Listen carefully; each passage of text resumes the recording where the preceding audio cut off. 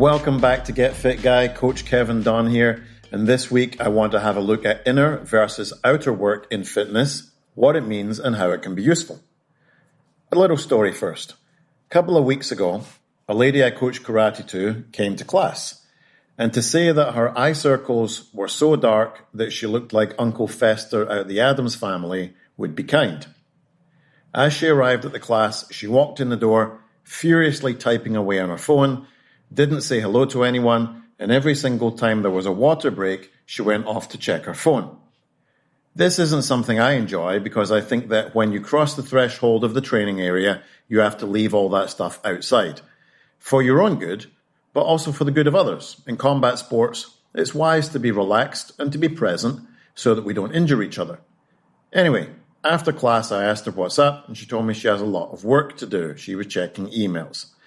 I asked her, what does she do for herself? She said, well, karate and HIIT classes at the gym. And I said, well, what do you do to relax? She said, yes, that's what I do to relax, karate and HIIT classes at the gym. And this is really something quite common. I hear this stuff all the time, that people are enjoying getting involved with high-intensity things or getting into the pain cave as a distraction from their stress.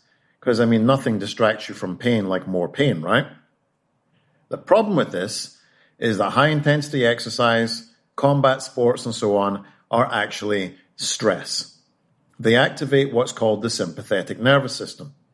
As time rolls forwards, it's very likely that if you spend all day in a sympathetic state and then go to hit yourself with even more sympathetic situations at the gym after your day at work, you'll burn yourself out totally.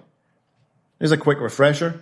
There are two sides to our autonomic nervous system, the sympathetic and the parasympathetic. You might have heard these words before in relation to mental health or panic attacks.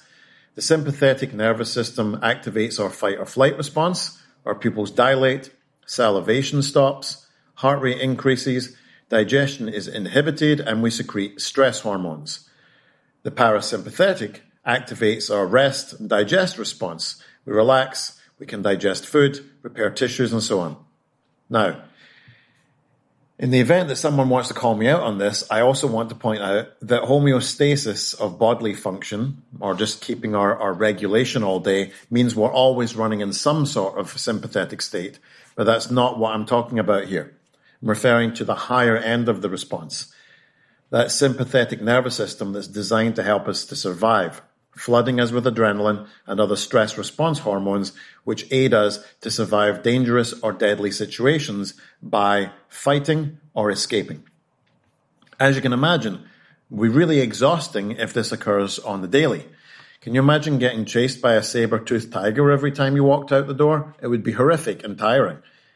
Modern living is a lot more comfortable than what cavemen lived through. Your nervous system doesn't know the difference between a tiger and a grilling from your boss, or a great white shark, an intense CrossFit or martial arts training session with loud, high beat per minute music. High-intensity exercise is not relaxation. And if you have a high-stress daily life, learning to be more parasympathetic is going to be more healthy and more sustainable. So this is where I want to circle in the idea of learning to work in and not work out. Working in is where we're going to prioritize protocols that help us with our parasympathetic state. This could be prioritizing your sleep, establishing a regular circadian rhythm. I love it when I'm living closer to the equator because I can wake with the sun and sleep with the moon all year round. We can do breath work, meditation, go for a massage, other self-care routines, eating nourishing food, getting sun exposure, and grounding ourselves. That could be walking barefoot in the sand or the grass or going for a swim in the ocean. Basically, anything that relaxes you, slows you down, can be really hard because, to pull a quote from Eckhart Tolle, it's all about the power of now. If you're stressed out, it often takes another powerful stressor to disrupt the situation and bring you into the current moment. But in an ongoing scenario such as life, we simply cannot sustain being sympathetic day in and day out, and it would be much more advisable to have a look at how we can slow down and recover as our coping strategy. Remember, stress isn't a disease. It's an external factor. but ongoing exposure to it can and does cause illness and disease. Depression, digestive issues, chronic headaches, high blood pressure, impaired immune function, insomnia, and weight gain are all side effects of ongoing stress. Coping strategies, such as alcohol, tobacco, drugs, poor food choices, or excess food, and chronic hard exercise, are all less healthy support pillars than learning how to chill. In the immortal words of Ali G, check yourself before you wreck yourself.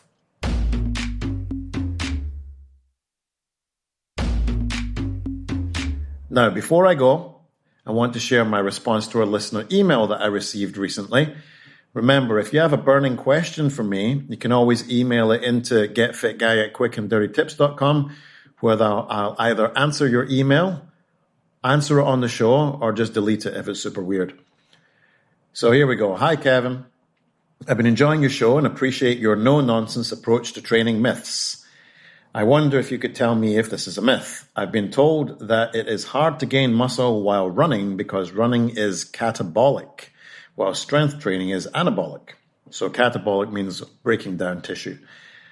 I'm female and in my 40s, and I know that strength training is crucial for maintaining muscle and bone density. Yep. But I also enjoy running. Is the running I'm doing undoing the time I'm spending lifting weights? I lift heavy twice a week and I run 4 days a week. I'd appreciate any insight you could give me on balancing the two. Thanks so much, Lindsay. Hi, Lindsay. Thank you so much for your email and thank you for listening to the show. Running is indeed catabolic. In fact, the process of just being alive is catabolic.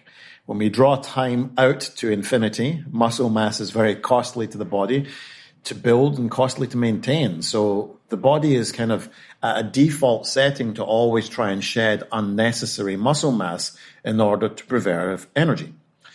That's why weight training is important, because you're signaling your body that muscle is necessary for tasks at hand and therefore should be kept. I'm not sure that I could say that running is undoing your strength training because I don't have enough data to make that determination. You do have those metrics though, which is just look at things and say, are you continuing to get stronger or have you plateaued? Has your body weight increased there by, signaling that we're gaining muscle because muscle mass is heavy? Has the circumference of your thighs or your arms or your torso increased? If the answers are no, then it could be, yes, you're doing too much running for the goal of building muscle mass and gaining bone density. The most important thing to me is to wind all this back to the question of why. If you have a running goal, let's say you're training for a marathon or a 10K or maybe a triathlon, then I could say definitely 4 times a week on a running program is a useful idea. But if you don't have a goal with it and it's just something that you enjoy but is detrimental to another outcome, muscle and bone health, maybe it's time to dispassionately reassess. I recently had to do the same. I was traveling quite far every Friday to participate in a sport because I liked the people. But when I removed my personal feelings and looked at things in a pros, cons, risk and reward scenario, I realized I was maybe better off cutting that training session.